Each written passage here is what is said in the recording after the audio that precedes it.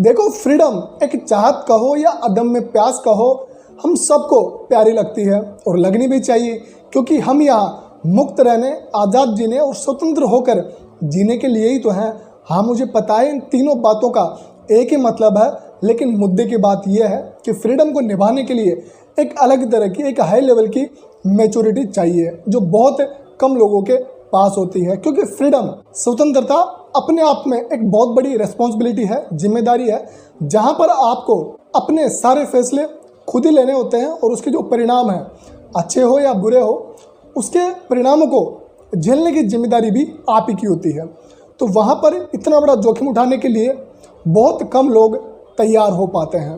तो ज़्यादातर लोग फिर बंधन में रहना ही पसंद करते हैं। वहाँ पर उनको सुरक्षा, सुविधा, ज़िंदगी उतार चढ़ाव को दूसरों पर थोपने की जो सुविधा है, जो ऑप्शन है, वो हमेशा उपलब्ध रहता है। तो ऐसे लोगों की संख्या थोड़ी ज़्यादा रहती है। तो इस चीज़ का अनुभव आपने भी अपने आसपास ज़रूर किया होगा।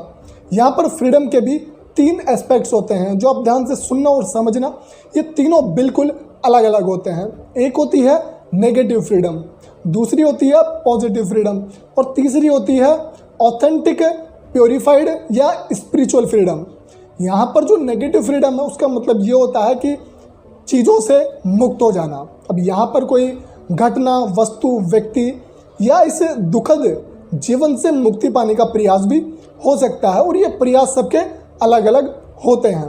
लेकिन ध्यान देने वाली बात यह है कि फ्रीडम को संभालना तलवार की धार पर चलने जैसा होता है।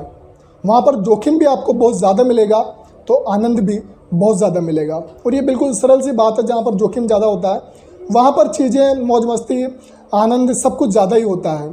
अगर मैं दूसरे शब्दों में कहूँ तो जो इंसान मौत साथ लेके घूमता है, वही मौज में रहता है। अब ये बात आप कितना समझ पाए मुझे नहीं पता, लेकिन मुझे तो काफ़ी पहले ही समझ में आ गई थी। तो मैं मौत साथ रखता हूँ और मौज में रहता हूँ।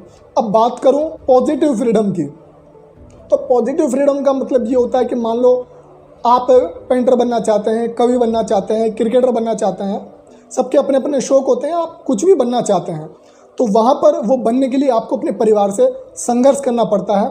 अगर आपका फैमिली बैकग्राउंड वैसा नहीं है जैसा आप बनना चाहते हैं, तो अपने शौक को पूरा करने के लिए किया गया संघर्ष और उसके बाद में जो आपको एक फ्रीडम मिलती है, उसको पॉजिटिव फ्रीडम या सकारात्मक स्वतंत्रता कहते हैं। अब बात करें स्पिरिचुअल फ्रीडम यानी आध्यात्मिक स्वतंत्रता की, तो ये भारत की देन है। सदियों से व्यक्तिगत मुक्ति ही हमारे ऋषि मुनियों का लक्ष्य रहा है और रहने वाला है। अब यहाँ पर कोई अप्रिय परिस्थिति से छुटकारा पाना नहीं है, बल्कि अपनी जन्मजात स्थिति को फिर से पाना है। क्योंकि हम जन्मते तो मुक्ति के साथ ही हैं, आज़ादी के साथ ही हैं, फ्रीडम के साथ ही हैं, लेकिन हमें बाद में सामाजिक बंधनों में, सामाजिक कुरीतियों में, रूढ़ियों में, परंपराओं में, रीति रिवाजों में, सामाजिक सोच में बांधा जाता है। और भी पता नहीं लोग किन किन बंधनों में बंधे हुए हैं, मुझे नहीं पता, क्योंकि मैं तो एक आज़ाद परिंदा हूँ। तो यहाँ पर जो ये स्पिरिचुअल फ्रीडम है, ये भारतीय दर्शन और हमारी जो आध्यात्मिक प्रणालियाँ हैं, ये सभी आत्मिक यानी खुद की व्यक्तिगत जो है स्वतंत्रता है, उससे ही प्रेरित है। इसलिए जो है फ्रीडम यानी स्वतंत्रता एक बहुत बड़ा दायित्व है, जहाँ पर अगर आप स्वतंत्र हैं तो फिर आप सुख के लिए भी स्वतंत्र हैं, दुख के लिए भी स्वतंत्र हैं, और हार के लिए भी स्वतंत्र हैं, जीत के लिए भी स्वतंत्र हैं। मतलब कहने का मतलब यह है कि आप अगर स्वतंत्र हैं, वास्तव में फ्रीडम फाइटर हैं, तो फिर आप अपने सुख दुख के लिए, जीत हार के लिए दूसरों को दोषी नहीं ठहरा सकते।